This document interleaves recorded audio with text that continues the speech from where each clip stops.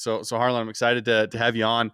I know we chatted kind of briefly before. We feel like you're going to bring a ton of value for our listeners. So for our listeners, kind of explain, who are you? What's your background? Some things you kind of like to do.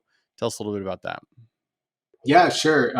So my name is Harlan Milkove, and I currently run a firm called Foundational, which helps early stage startups seeking venture capital plan and implement seed and Series A capital raises. And you asked what I like to do. I do enjoy that. Aside of that, actually, just one of the things I love about my job, other than the actual work we do, is just meeting founders with big ideas. Most of them are exceptional in some way, whether it's their intellect or their prior experience or stories they have to share. And it's just extremely fulfilling and intellectually stimulating to be doing what I do. Well, And that, and you got to meet so many different types of people, right? Like every founder is so different. yeah, and I think I'm sure people have said this a million times on your series, but everyone has this vision of like a college dropout in the valley as a founder. But most of the founders we work with are middle aged. Probably at least a third of them are women. Wow. They're on their second or third business endeavor, not necessarily a tech startup, but they know their space really well. They're carrying that experience and some unique insight they have into something no one's ever done before. Certainly, we've worked with some of those stereotypical founders too, but I think of them as outliers. Honestly, I can't remember the last time I worked with like a college age kid. And yeah, they're not all programmers. They're not all MBAs. Every kind of person we've seen. That's awesome. Yeah. Yeah, tell us a little bit about like your journey, like getting into the startup and VC world. What were you doing, pre this gig? Yeah. So what led me to start this company was my experience as a venture-backed co-founder in New York.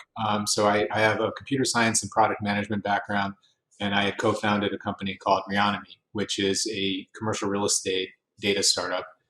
And we raised at the time what felt like a big seed round, raised a little over $1 million from institutional investors in New York. And we had a team that had no prior experience in real estate. we had experience. I had a background with financial data from my career prior, and we were working with a really talented CEO who was pretty high up at McKinsey as I think an associate partner, some high up title there. And my third co-founder, who actually had the idea for the company, was had more of like a product and marketing background. But we saw the opportunity with open data initiatives gaining a lot of steam at that time.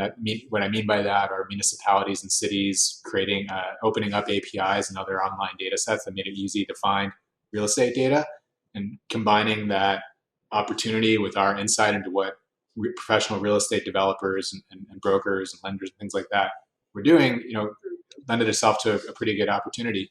And when you are a co-founder at a tech startup, you get asked for a lot of advice. So pretty soon, in addition to building that company, and I love chatting with people about stuff. So happy to. I always say it's really easy to give feedback. It's really hard to adopt it. So I'm never offended if anyone doesn't take what I have to say with any seriousness, but happy to chat.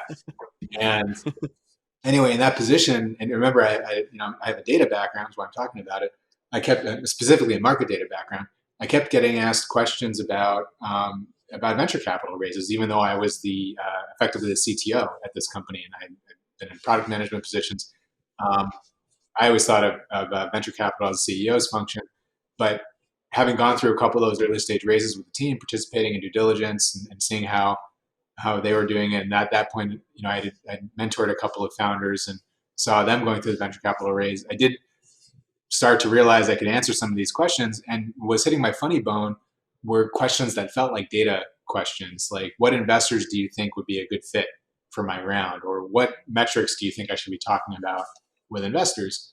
And certainly anyone, which is down your alley. Yeah, anyone who's worked with enough startups, you start to recognize the buzzwords and stuff like that. But having that market data background, I was thinking, there should really be a more authoritative and comprehensive and rigorous way to answer these questions. And those are hard questions to answer at scale. But anyway, what ended up becoming Foundational was a focus just on the seed and Series A space, of which there's only a few thousand deals per year to really focus on, and to study the kinds of companies that were raising venture capital within that space. And by looking at it through that lens, which is not too dissimilar to how we were thinking about real estate at Reonomy and how we classified business buildings and building data there, just kind of taking that mindset and bringing it to a different private market for startups. And then what that turned into at Foundational was both a data offering. So basically, any founder out there who's created a spreadsheet to manage their capital raise, we effectively produce that as a service. But we also do other things that help teams with their venture capital raise as well. And in that regard, I've seen a lot of people do things really well, do things I thought were crazy, but were actually brilliant. And then, of course, I've seen plenty of misery along the way too. But that's par for the course. So on that, when it comes to because you've seen everybody kind of on this path, what really kind of kills momentum when it comes to kind of early startups? Because a lot of our listeners are really early on, pre-seed, things like that. A lot of times companies will have a lot of momentum, but what really kills it, would you say? That's funny. Normally I get asked what creates momentum, which that's why we're different. Yeah. So let's assume you've bottled that energy and you're trying to sell it.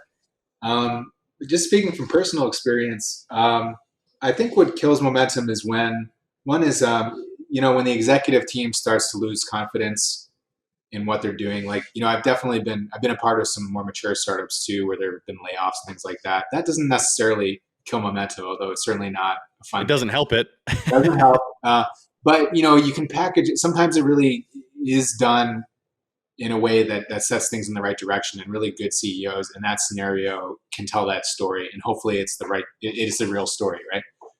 We tried something, we were funded with a mandate to try something, it didn't work out, so this part of the company is shutting down, but we're doubling down on the things that we know work, and this is the team to do it, right? That kind of message, I've heard that, and it helps. But more in the early stage, the kinds of things that get picked up, co-founder disputes, those mommy daddy kind of arguments that everyone hears in a small room.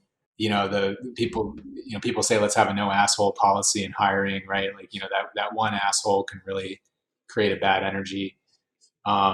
Launching products that just don't perform as you expect. I mean, there can be a culture around that where you embrace that and learn from it. But if you put too much behind an initiative and it just falls flat, that can be horrible. Whereas if you do something with 2 weeks of testing and it doesn't work out, no big deal, right? Those are the ones that come to mind first. Interesting. I think it's kind of interesting, the mommy and daddy fights, right? How often that really probably happens, and those you might not see as often, but it's a pressure cooker sometimes, right? I think most adults in a high pressure situation where there's no time to spare or a limited runway that they're all thinking about, I think people can snap in those situations. But I think what's important to remember is everybody's your teammate. You have to have a really well defined mission, and whenever I have an argument, even just with myself, I always think about what's the mission here, what are we really trying to focus on. And then ultimately, I think having a culture where a good debate is welcomed, but everyone knows what lane they're supposed to be in. Mm-hmm. So sure, a product person might not agree with something the CEO is doing, but if it's not a product concern, it's really not something that they own, and vice versa. Mm-hmm. The CEO really has to respect where product manager lands on something, or if they really disagree, they have to find a new product manager, but they can't be micromanaging inside of someone else's lane. Yeah, and it's interesting that you bring that up, because I feel like something in software, or really just any business, you see a lot. I feel like it's really hard to get to the point where everybody has a defined lane. So if you're there, congrats. I feel like that's a tough place to that's a really hard place to get to, and you come a long way. But it's just one of those things that's I just find myself always thinking about. Somebody brings up a concern and it's cool. It's do you solve that now? Do you solve that later? Whose job is it to solve it? Do you say it's too much transparency can turn into also a negative thing affecting momentum. It's always coming up with the appropriate places to have the conversations, trying to abstract the mommy daddy conversations, right? I feel like those are all things that I can relate to because like we're ironically like kind of like going through like bits and pieces of like that thing. So that's interesting to me. Yeah, I Yeah. would say if you're the kind of startup that doesn't want to define roles, like I think that's like a very Silicon Valley thing. Like, oh, let's not give anyone titles. But Yeah. even in that scenario, I'm from New York, so maybe I'm a little more traditional when I think about org structure. Um, Mhm. but even in that configuration where it's completely flat organization structure, and my team's kind of like that. They're probably tired of hearing me say stuff like this, but I'll say, um, look, don't take this as direction, but I'm just curious, what if this changed? Like it's your decision to decide how to approach this, but I'm just wondering if you thought of it this way and just making it clear Yep. that Mm. because as a CEO, or I don't call myself CEO of my company because we're not incorporated like a C corp, but managing partner. Um, you can be viewed as the boss in situations where you don't want to be the boss. So I think just making sure people Mhm. know what hat you're wearing, what hat they're wearing, and context switching between those can really help. Well, and I think Yep. the hard part is on kind of early startups, you are the hats. Yeah. You're all of the hats, right? And so like you have to play the marketing, you have to play the product, and so being able to take that hat off and put on the right hats, I think is really shows a lot of value as well. Like, listen, I can do that. Taking a hat off is the Yep. hardest thing. Yep. Mm-hmm. Yep. Shifting gears, context switching, like you just need like a good refresh. It's kind of like that thing of I don't know when especially everybody working from home, I'm sure they can relate to this. It's like at this point I almost have different rooms for different types of conversations. Just that Yeah, way that I can like that's a very mentally good like get in that way. state. Yeah, for anyone that's figured out that life hack from working at home, like work happens in this room, TV happens in that Yep. room. Yeah, Yep. totally analogous. Family happens. Yep. So kind So of being sorry, go and for it. I was just going to say on the lines of this, when it comes to finding companies that you're investing in, how big does the team play on those decisions as investors? Like, do you guys look at the team more? Do you guys look at the idea, the company, the revenue? Like, what does the founders play? Yeah, so we're in an interesting position in our market. We're actually on the sell side, meaning we work on behalf of the founders, and certainly have made some investments along the way. But again, wearing the foundational hat, um, we see it from the founder side of the table. Can certainly speak to that question from my experience evaluating early stage investments too. Um, it's not that dissimilar, at least for me. But what it really comes down to is what stage of maturity the company is in. And when you think of the concept of traction, I think most people think about, you're getting 1 million users a month, or, doubling revenue every 6 months or something like that, like these really like top line metrics. And if that's the kind of phase that you're in with your product, it doesn't matter what your background is. Like we talked about that stereotypical college dropout. That only works as a founder story if your product is taking off. What also works as a founder story, I think where the team comes into play more, is areas that are really highly regulated, that require deep either regulatory or subject matter expertise. Things like aviation, biopharma, stuff like that. Like if you don't have a doctor on your team, what are you doing in that space, right? But that said, if you're doing like $20 million a year in revenue and growing, like people probably won't care. So it depends on what's happening. The really early stage teams, like I unfortunately I hear this a lot, where it's like if Mark Zuckerberg can start a company out of his dorm, so then why wouldn't they invest in me? And again, like what they're forgetting is okay, but they also had like this huge recurring engagement from the user base, and they had a K factor, meaning viral growth, and all this other stuff. And they have nothing. They haven't even launched a product. So the kind of founder I think that just wants to raise on their team, they have to have a really unique insight, that they have some kind of special advantage in, like they have the right connections. Maybe patents usually don't matter in a venture capital raise. Like investors rarely ever seem to care about them. But as an ingredient with the rest of that story, it could be pretty compelling. That's super interesting.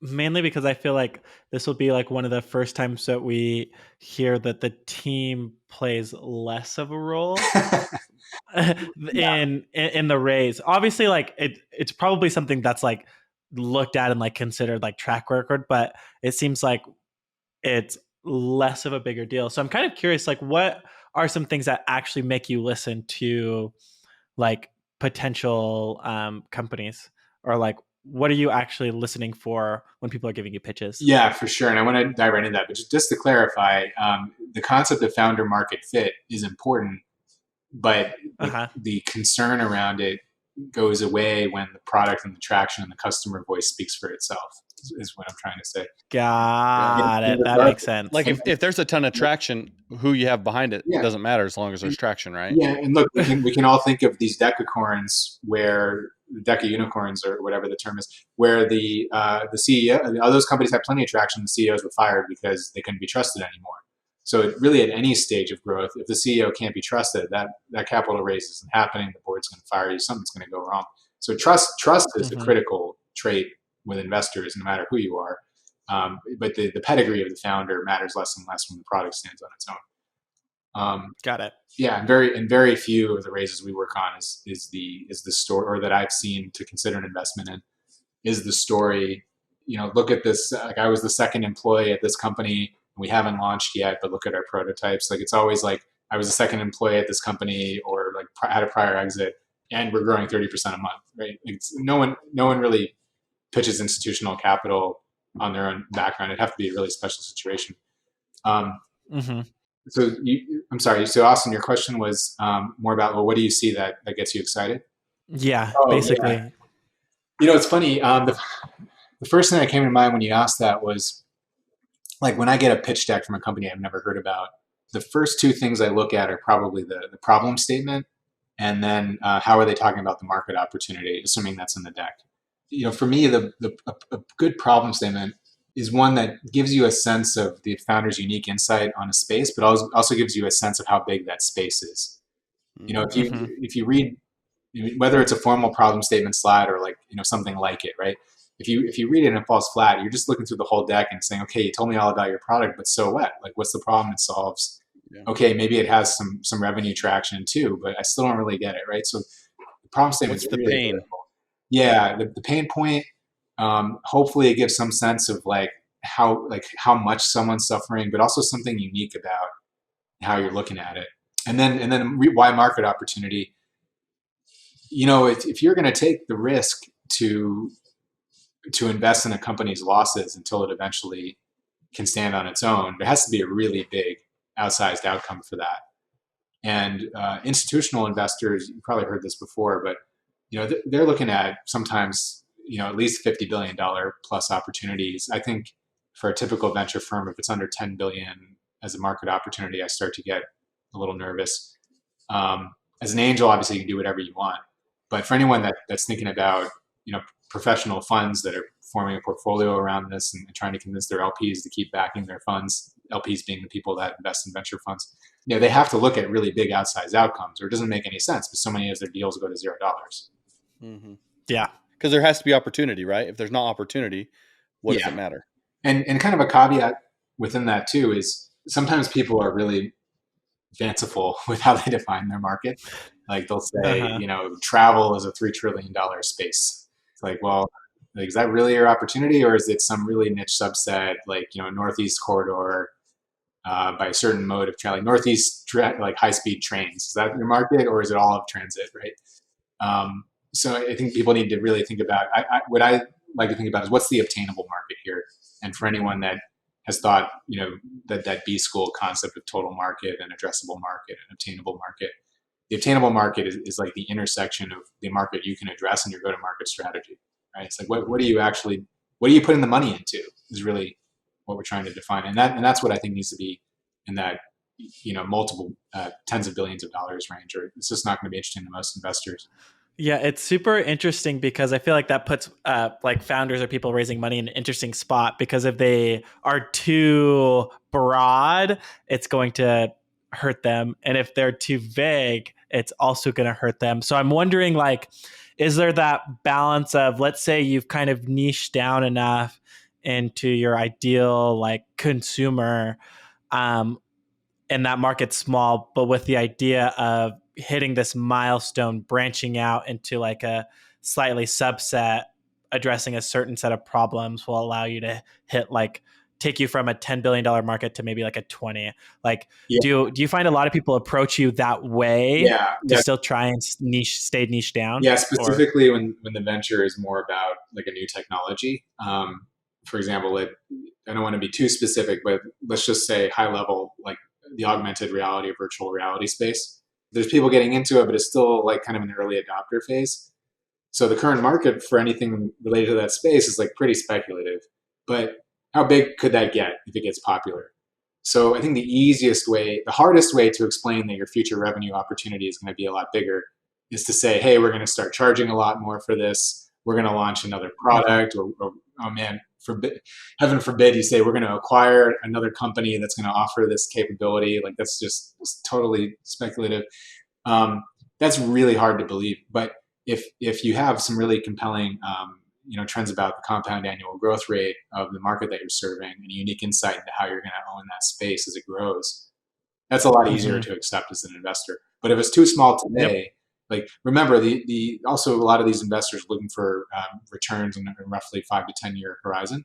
So if the market's going to be really big in 20 years, that's too late. It's going to be really big next year, and you're projecting like 500% growth. You better have a really great. I think famously Amazon projected that the internet's growing 2,000% a year or something like that.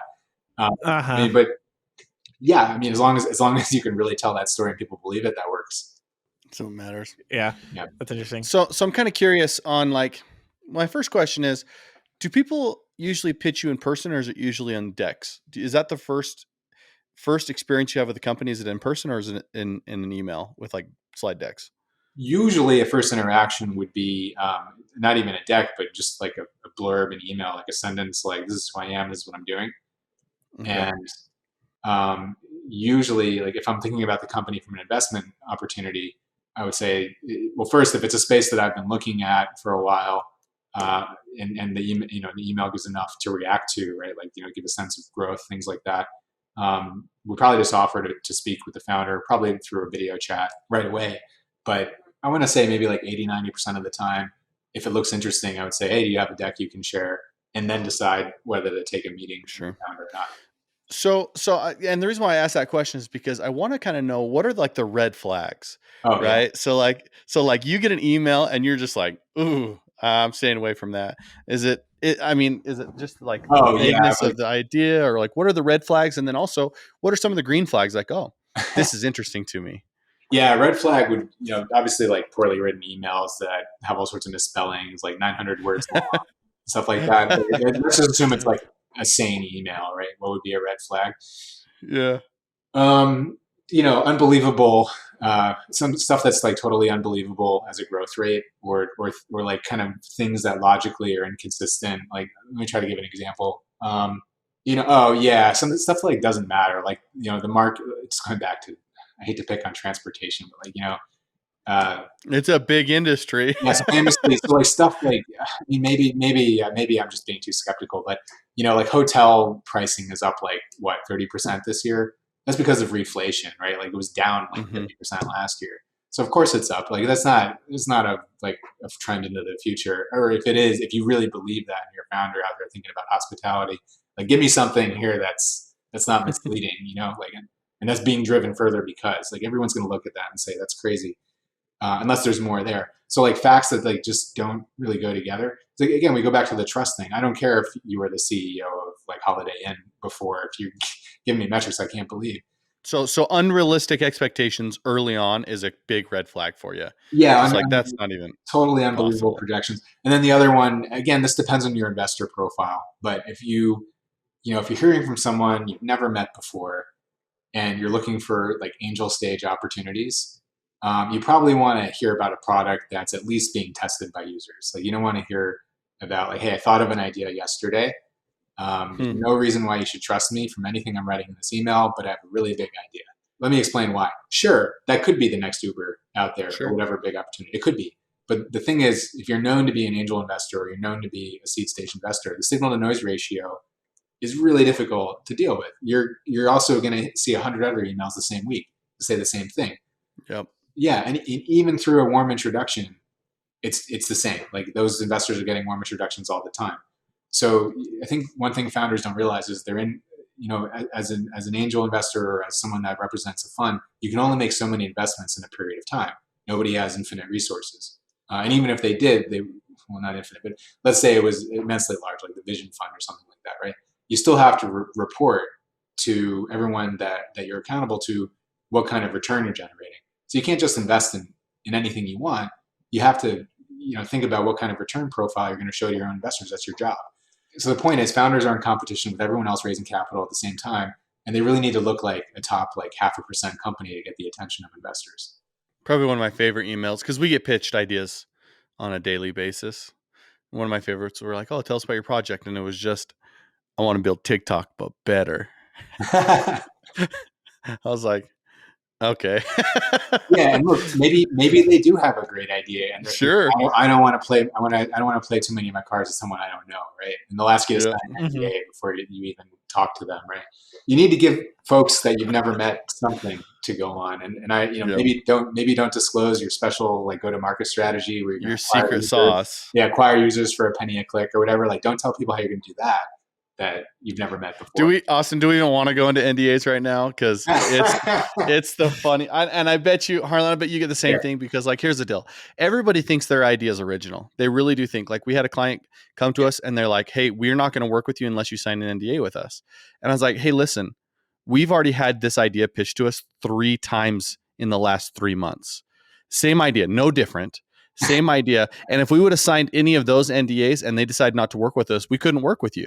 So don't tell us what it is. Tell us what it's like." Right. And it's just so interesting. I bet you guys run into that very often. I don't want to tell you the idea yet. Yeah, we do.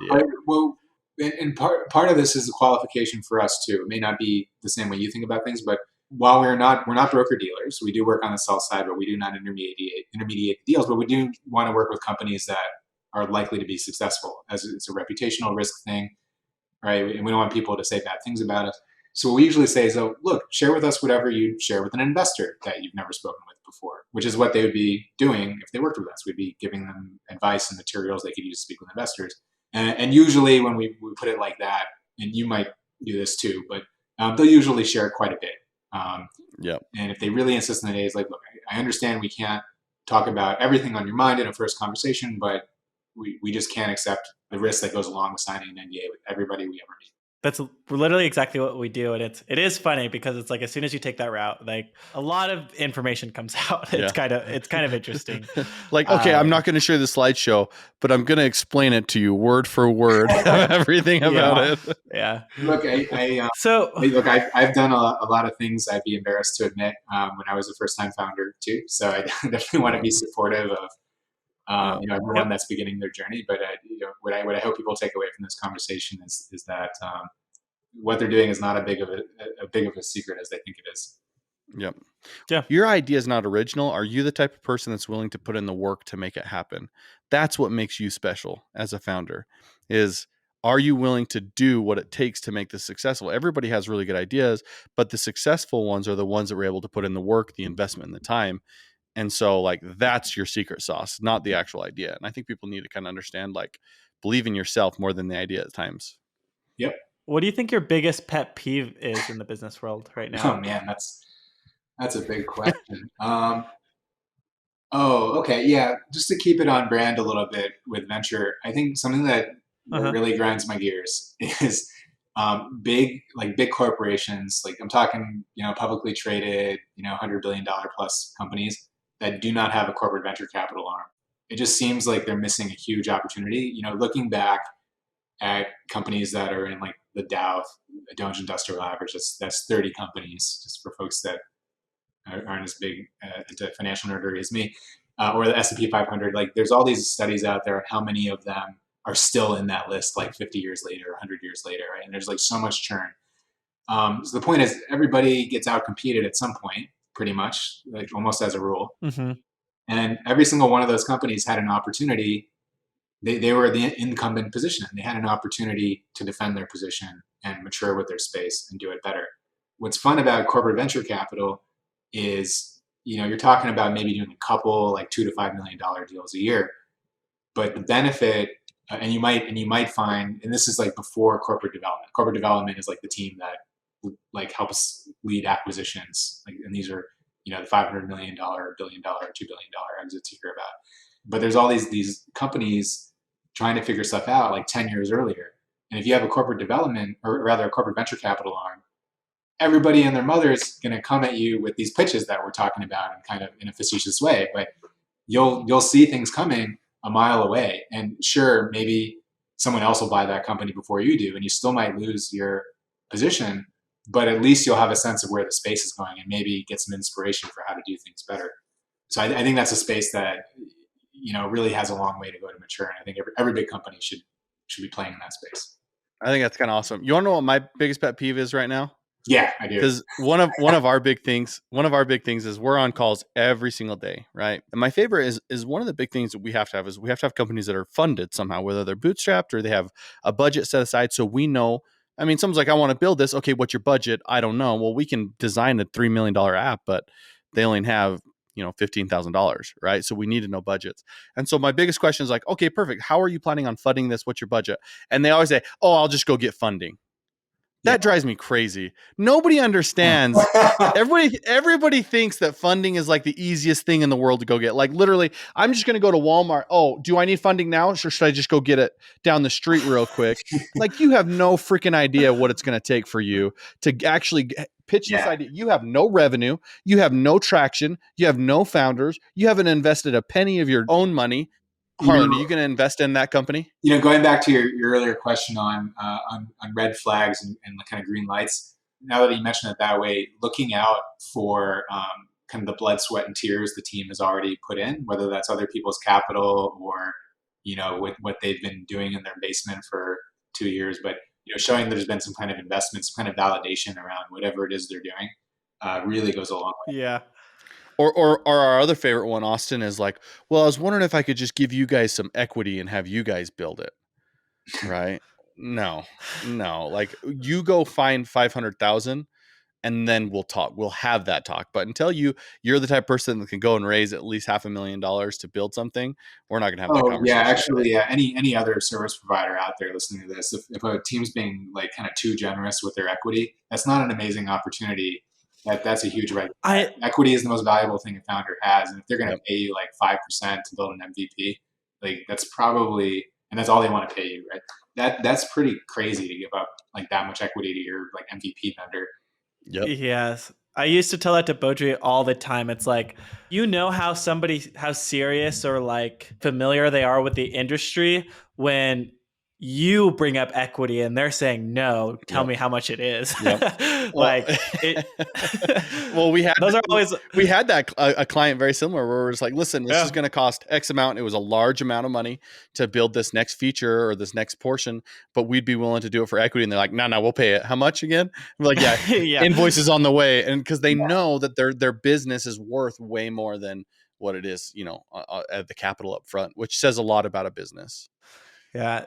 So that kind of ties into like my next question. It's like, what do you wish people knew like before coming to you to ask for help to get funding?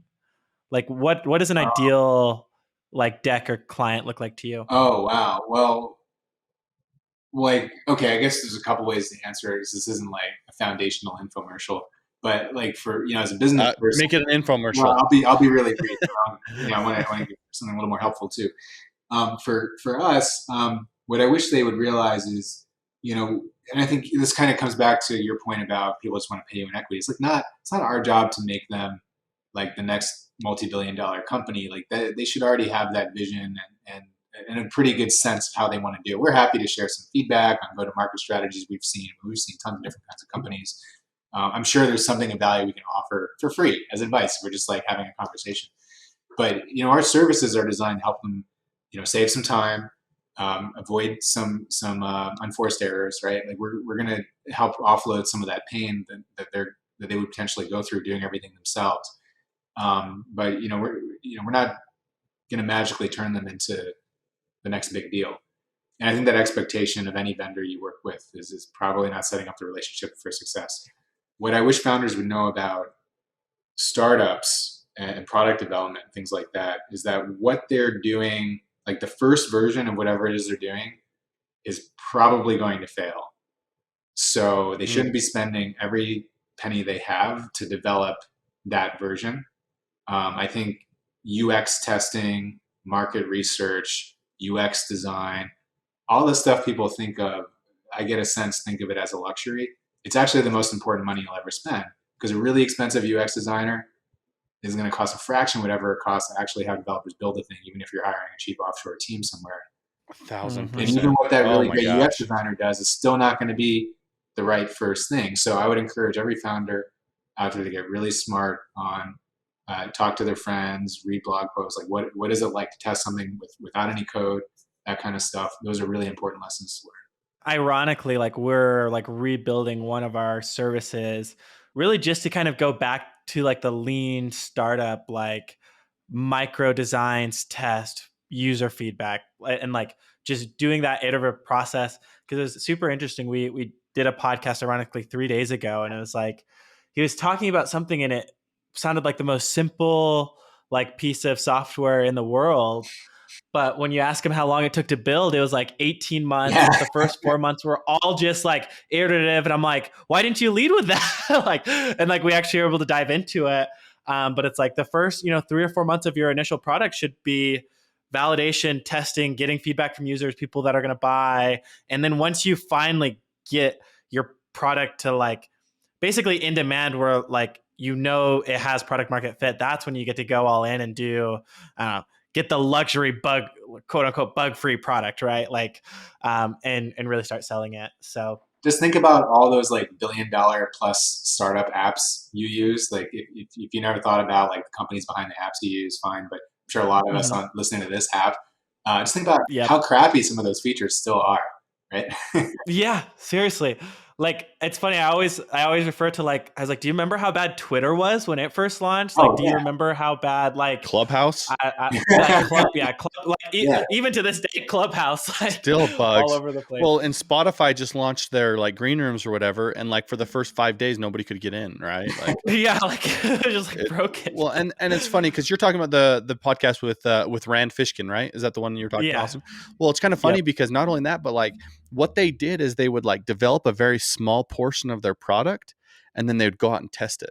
Very small, like, hey, go out and just like let the market kind of tell us, and like if that's successful, awesome, right? Like they test it first, and then cool, let's go a little bit more, and let's go a little bit more, and that's why 18 months goes by before a real product came out. And I feel like there's just a ton of value in that. And we're talking about product a lot because it's important to get right. But I think another thing founders oftentimes don't think about it is going back to lean startup is a great example. There's nothing in lean startup about business model or about venture capital. So I think especially very product minded founders, and I've been one myself, so I think I can say this. They don't think about like, well, what can we actually, like, how much money can we make on this product if we were to build it? What would the margins be? Would that be a good business? Can we afford to actually sell this product? Like if this product requires a highly consultative sale and people are only willing to pay $100 a month for it, can we actually afford to sell it? Yeah. Well, and kind of go along the lines of that. You said you were a founder a while back, right? Tell us about a time when you like failed. Oh yeah. Right.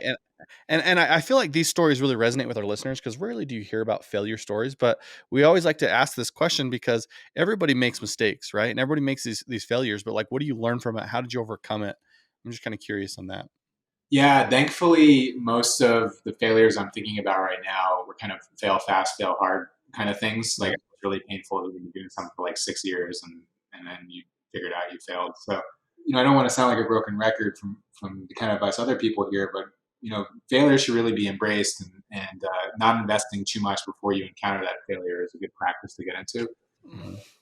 For me, there was one venture. I at this point had already been a co-founder at a venture that has done well, and then I wanted to try something else out, and I was still kind of in that very product-minded phase in my career. Like I didn't know anything about what a margin was, stuff like that, right? Like I'm just thinking about it from product and technology, and I had a co-founder, and we launched something, and we were starting to solve those user acceptance type problems.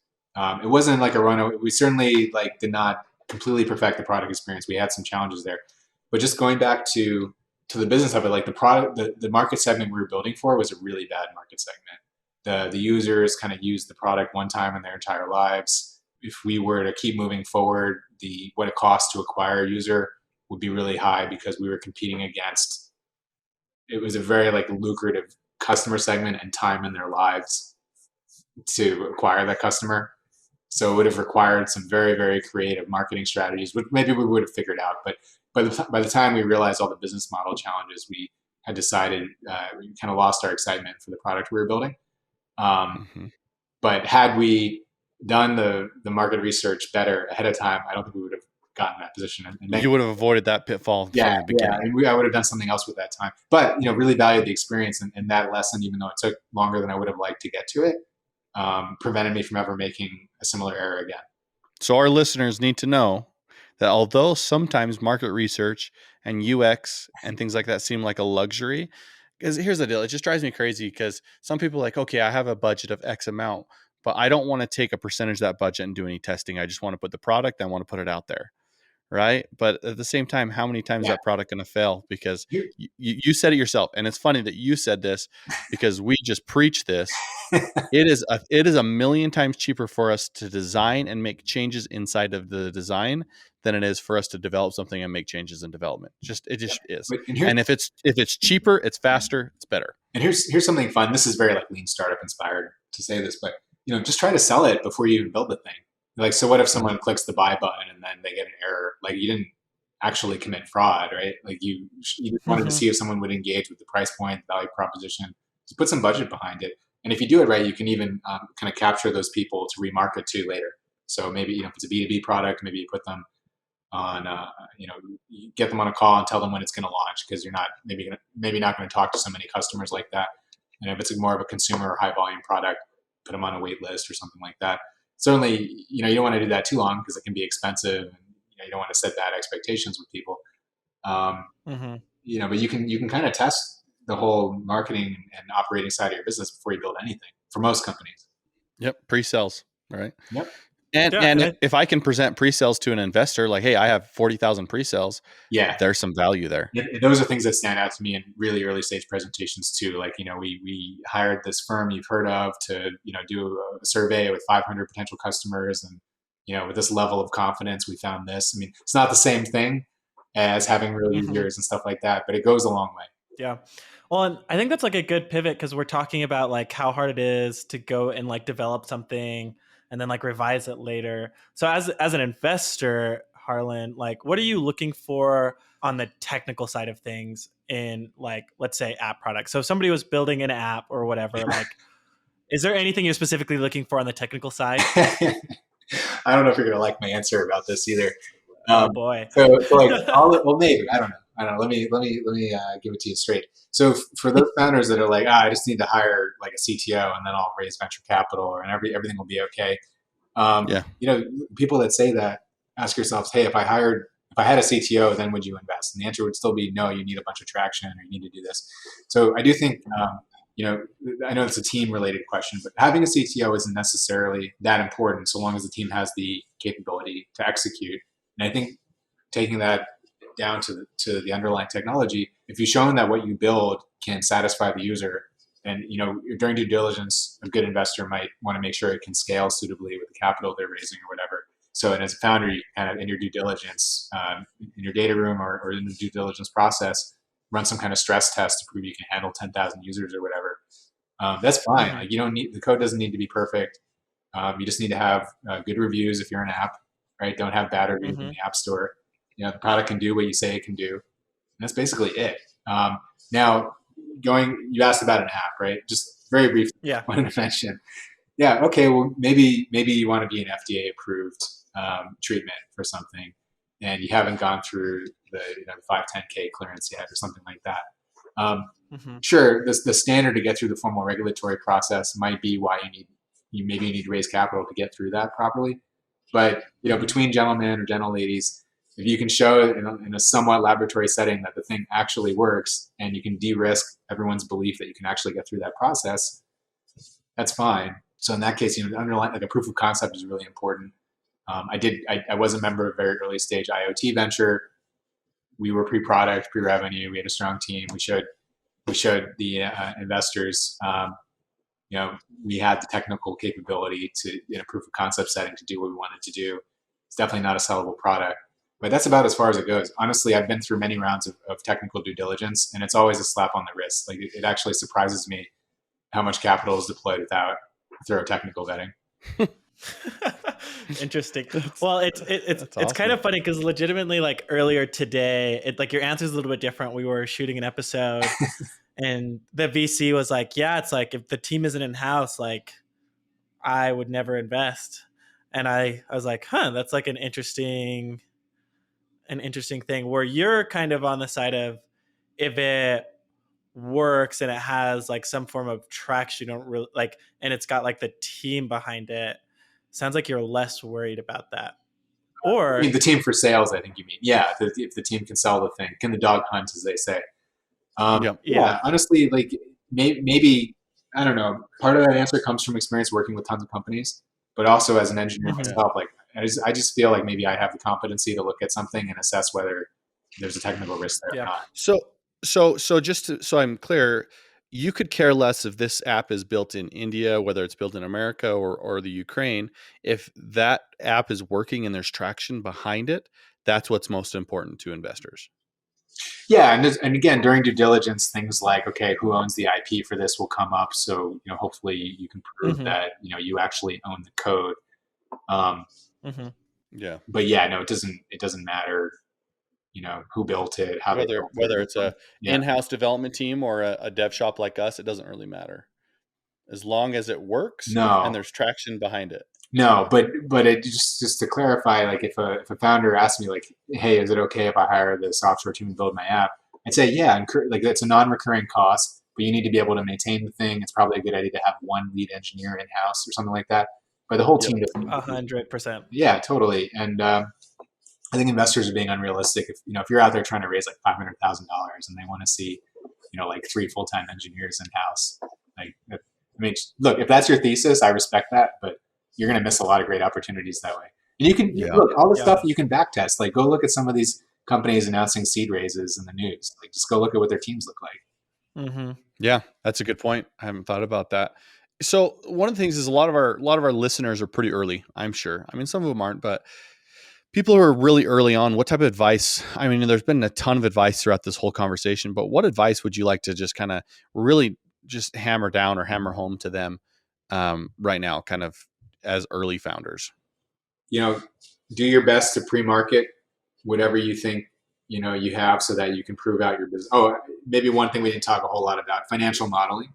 Like, no, it doesn't need to be, like a Wall Street quality financial model, but you should probably have worked out, if you deploy X dollars, like, over time, what does that look like for operating costs? What's the gross margin? Investors will certainly want to look at that. But, there's assumptions in any model, and all those untested assumptions are the things you're asking people to believe in. So if you don't believe in them, that's a problem. And then if you show it to other people, maybe you believe in it, you show it to other people and they don't believe in it, like, try to figure out why. But I think, founders should really test a lot of these assumptions before they spend their life savings or their family's money to build an application. And then I think certainly, like, no, you don't need to have like a big full-time in-house engineering team. Like, that's what you scale with capital once you've proven there's market demand, in my opinion. And I mean, one other topic is probably too big to explore fully right now, but like the scalability of your marketing channel. Like, one thing we hear investors get really scared about all the time are strategies where the only way to acquire a customer is like paid click marketing on like Facebook, which is like highly competitive at scale. You look at mature, super high CAC. Yeah, really high CAC, or for founders that have high churn, that's problematic too, because those two things obviously go together to spell failure. But regarding the CAC thing, scalable acquisition strategies that are somewhat tested, even at the seed stage, is something we see a lot of. So, companies that say, hey, they're going to raise capital to put into content marketing, but there's nothing on the team that indicates they know how to execute well with content marketing. That can be problematic. Whereas if they show they're executing on content marketing and they want to do more of that with the capital, it's a much easier conversation to have. Search engine marketing, search SEO rather, same thing. Like, are you already starting to rank on these keywords or not? Right. But it can really scare investors to be in a situation where all of a sudden the cost of acquisition gets out of control. It's like I've never really like considered like the scalability piece in a lot of it. And maybe because I've always seen that as post development and we're so focused like in development Totally. that a lot of that stuff never comes up. But like in all reality, the people who I would say you're probably working with most of the time are post revenue, like they have a product out and like they're really looking to like double or triple or 10x or whatever else.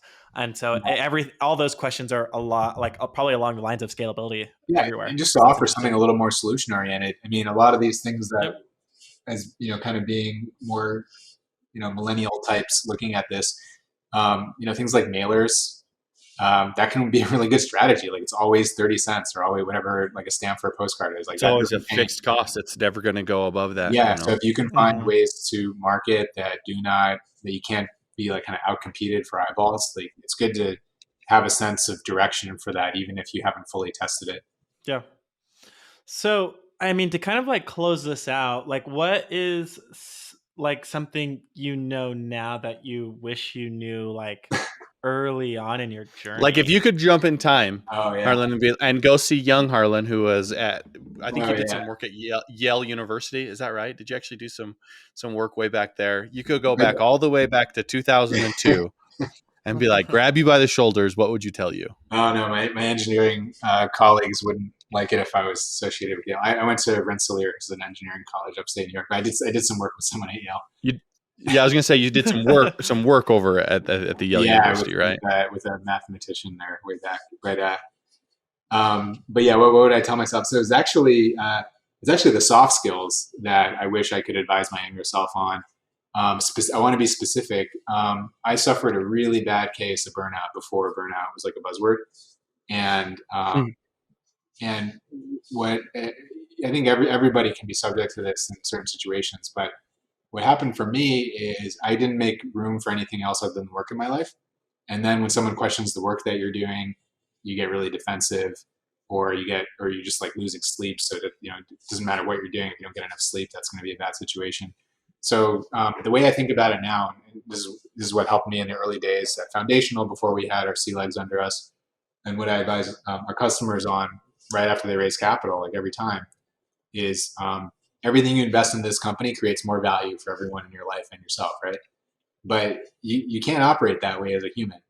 My suggestion is every day you think about kind of what are those one or two things you need to get done for that day to be a win. And it's okay to end your workday once those things are done. Making time, check out. Yep, making time for your family, to work out, see friends. Those are really important. You don't want to be defined by your professional life, even though it takes a lot of work to build a startup. You could be doing an 80-hour week and still follow that advice. You know what I mean? That's such good advice, right? Because like you really can burn out if you don't have that mindset of being able to check out and be able to, really get that. But that's also what drives you on those days you need to burn the candle from both ends. And not to contradict my more wise self saying this, but yeah, there are times you need to stay up all night and get something done. Mm-hmm. But that's only in the situation when it was on your list of like those two things you needed to get done that day, right? Mm-hmm. It's not every day, not every Friday, not every Sunday. Yeah, I totally understand. Well, awesome. I just feel like there's just so many like awesome gems in this podcast, and I highly recommend our listeners even go back and listen to it again. Harlan, how do our listeners kind of find you? Where do they follow you? What's the best way to share your business and where they can find more about it? Yeah, well, our website's foundational, like the word .nyc, and as an email address, you can email us at hello@foundational.nyc. And we're happy to have a chat, offer any other advice. And if folks do feel like they want to be a bit more organized and vigorous around an institutional focused seed raise or Series A raise, happy to talk about that too. Super useful. Well, I appreciate the time. Again, thank you for finding some time for us. We really do enjoy it.